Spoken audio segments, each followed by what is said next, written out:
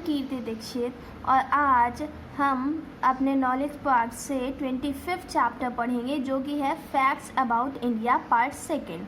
So, some more amazing facts about India are given below. Using the clue box, answer the following question.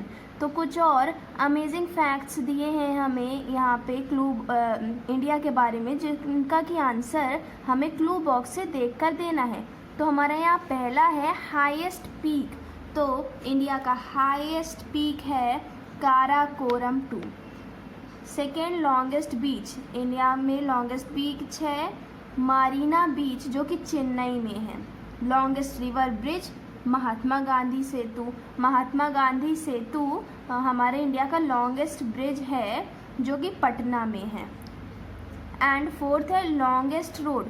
Longest road कौन सी है India में? वो है grand trunk road. Longest road को कहा जाता है ग्रैंड ट्रंक रोड जो कि इंडिया में है. लार्जेस्ट जू कौन सा है? जूलॉजिकल गार्डन जो कि कोलकाता में है. लार्जेस्ट केव टेम्पल, हमारा लार्जेस्ट केव टेम्पल मतलब कि जो कि गुफा वाला टेम्पल है वो है हमारा कैलाश टेम्पल जो कि महाराष्ट्र में है. सेवेंथ है लार्जेस्ट एनिमल फेयर. हमारे फेयर का मतलब होता है मेला, तो हमारे इंडिया में सबसे बड़ा लार्जेस्ट एनिमल फेयर कहाँ है, जहाँ पे एक तरह से जानवरों का मेला कह सकते हैं वहाँ लगता है, वो है सोनपुर जो कि बिहार में है. लार्जेस्ट डैम, इंडिया का लार्जेस्ट डैम हीराकुंड डैम जो कि ओडिशा में है. मोर टू नो में आते हैं तो हमारा मोर टू नो में दिया है highest gateway in India is the बुलंद दरवाज़ा एट फतेहपुर सीकरी. हमारे इंडिया का हाईएस्ट गेटवे है बुलंद दरवाज़ा जो कि फतेहपुर सीकरी में है, जो कि 53.6 मीटर्स बड़ा है. हम अपने नेक्स्ट चैप्टर में मूव करते हैं 26 चैप्टर, जो कि हमें यहाँ पे फेमस फेस्टिवल्स के बारे में बताया गया है कुछ. तो हम फेमस फेस्टिवल्स में आते हैं. Festivals are joyous occasion which are celebrated with family and friends. तो फेस्टिवल्स क्या होते हैं? ये जॉय की ओकेशन होती है जो कि फैमिली और फ्रेंड्स के साथ मनाई जाती है. Indian celebrate so many festivals that it seems as if every day of the year a festival is being celebrated. India में इतने ज़्यादा त्यौहार मनाए जाते हैं कि ऐसा लगता है कि हर दिन ही एक त्यौहार मना रहे हैं इंडिया में. That's why India is called the land of festival. इसी वजह से इंडिया को त्योहारों की ज़मीन कहा जाता है. Read the given description and name the following festivals. अब हमें यहाँ पे डिस्क्रिप्शन पढ़ना है और उस त्यौहार का नाम बताना है. तो पहला डिस्क्रिप्शन है the festival mark the return of lord Ram along with his wife Sita and brother Lakshman after a long exile of 14 years, also known as festival of lights. तो पहला है ये फेस्टिवल लॉर्ड राम, भगवान राम की वापस आने की खुशी में था, जो कि अपने भाई और सीता माता के साथ आए थे 14 साल के वनवास के बाद. साथ ही इस फेस्टिवल को लाइट्स का भी फेस्टिवल कहा जाता है. तो इसका नाम है दिवाली, दिवाली या दीपावली. सेकेंड है it signifies the victory of good prince Prahlad over evil Holika and the arrival of spring, also called the festival of colours. Second है कि ये त्यौहार बुरे पर अच्छे की जीत को दर्शाता है, साथ ही ये स्प्रिंग सीजन के आने का संकेत भी देता है, और साथ ही इसको रंगों का त्यौहार भी कहा जाता है. तो इस त्यौहार का नाम है होली. थर्ड है हमारा It celebrates the death of demon king Ravan at the hand of Lord Ram. It too signifies the triumph of good over evil. So, सबसे पहले तो डेमन किंग का मतलब होता है एक एविल स्पिरिट, जो कि मतलब कि कह सकते हैं एक बुरे इंसान को कहते हैं. तो डेमन किंग मतलब कि एक बुरे किंग रावण, और ट्रायम्फ मतलब होता है विक्ट्री, जीत. तो ये जो सेलिब्रेट होता है त्यौहार, इसको लॉर्ड राम जो थे वो रावण से जीत गए थे, इस खुशी में सेलिब्रेट किया जाता है।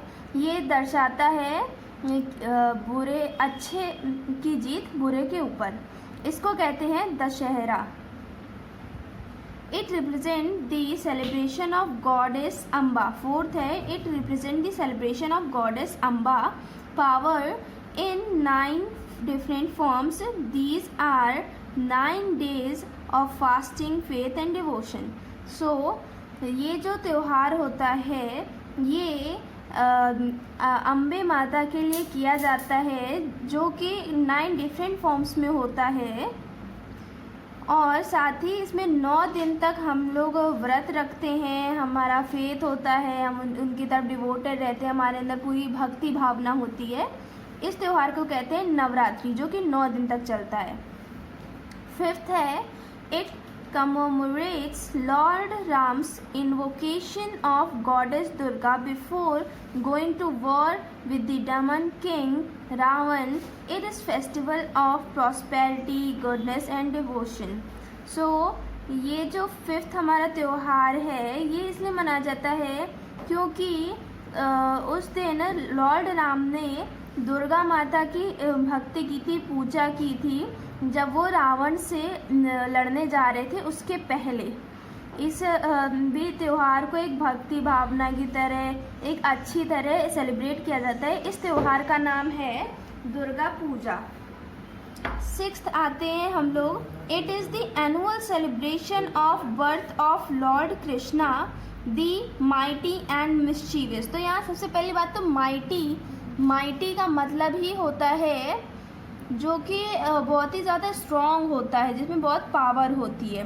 दूसरा वर्ड यहाँ आता है मिस्चीवियस का मतलब होता है जो बहुत शरारती है।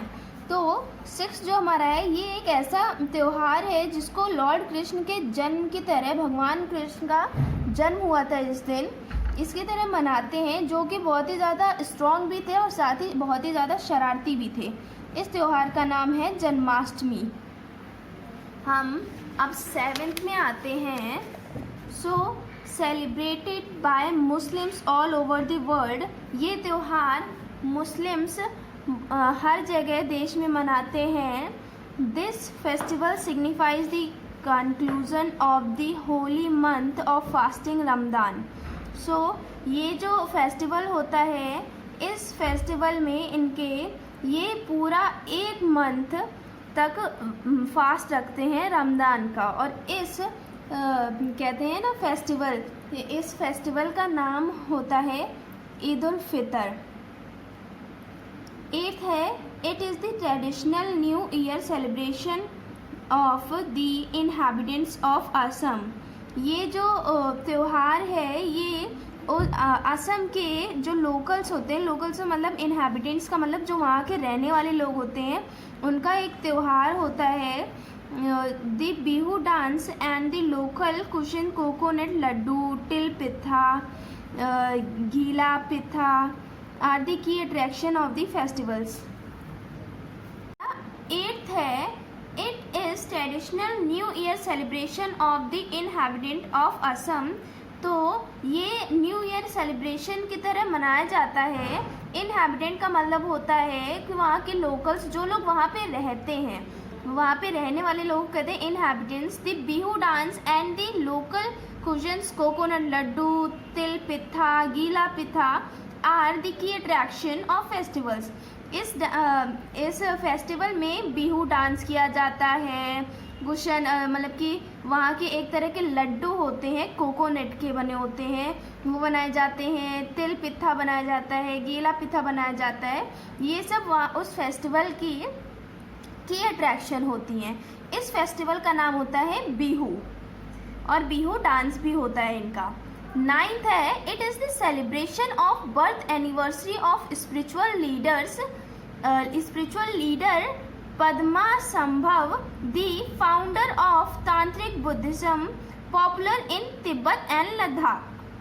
सो ये जो फेस्टिवल होता है हमारा 9th फेस्टिवल है, जो कि एक लीडर थे पद्मासंभव, जिन्होंने कि तांत्रिक बुद्धिज्म फाउंड किया था। और जो कि तिब्बत और लद्दाख में बहुत ही ज़्यादा चलता भी है। सो इस फेस्टिवल का नाम है हेमिस। 10th है हमारा celebrated by people of all communities in the state of Kerala. 10th है हमारा celebrated by the people of all communities in the state of Kerala. This festival mark the homecoming of legendary king Mahabali. So हमारे 10th में जो है ये जो festivals है ये केरल के सारे कम्युनिटीज़ के लोग सेलिब्रेट करते हैं। ये इसलिए सेलिब्रेट करते हैं क्योंकि उस दिन वहाँ के एक लेजेंड थे जिनका नाम महाबली था, वो वापस आए थे अपने घर। सो इस फेस्टिवल का नाम है ओनम। 11th है हमारा it's a festival of thanks giving to nature representing the first harvest of the year. ये जो फेस्टिवल है, इस फेस्टिवल को नेचर को थैंक्स बोलते हुए, नेचर का धन्यवाद करते हुए मनाया जाता है कि नेचर ने इस सीज़न अपना पहला हार्वेस्ट दिया, पहले खेती हुई। It is celebrated by Tamils all over India, primarily in Tamil Nadu. ये तमिल जो लोग होते हैं, तमिलियंस कह सकते हैं, वो सेलिब्रेट करते हैं और मेनली ये तमिलनाडु में सेलिब्रेट होता है। इस त्यौहार का नाम होता है पोंगल। अब यहाँ हमारा आता है last more to know. So more to know में क्या है, Baisakhi is another famous festival celebrated by Sikh community of Punjab. Baisakhi एक और फेमस फेस्टिवल है जो कि पंजाब की सिख कम्युनिटी जो होती है वो सेलिब्रेट करती हैं, सिख लोग सेलिब्रेट करते हैं। And those around all the world, साथ ही जो बाहर भी सिख हैं वो भी सेलिब्रेट करते हैं। It celebrates the welcoming of the harvest season for rabi crops. ये फेस्टिवल इसलिए सेलिब्रेट किया जाता है जब भी रबी क्रॉप आती है सीज़न में हमारी पहली, तो उसको वेलकम करने के लिए सेलिब्रेट करते हैं। Folk dance like bhangra, giddha, Punjab feast, decorations in house and gurdwaras are its key attraction. इस फेस्टिवल्स में मोस्टली लोग भांगड़ा करते हैं, गिद्दा करते हैं, पंजाबी दावतें होती हैं, खूब सारे डेकोरेशन सजावट होती है, हाउस में भी होती, घरों में भी होती, गुरुद्वारास में भी होती है।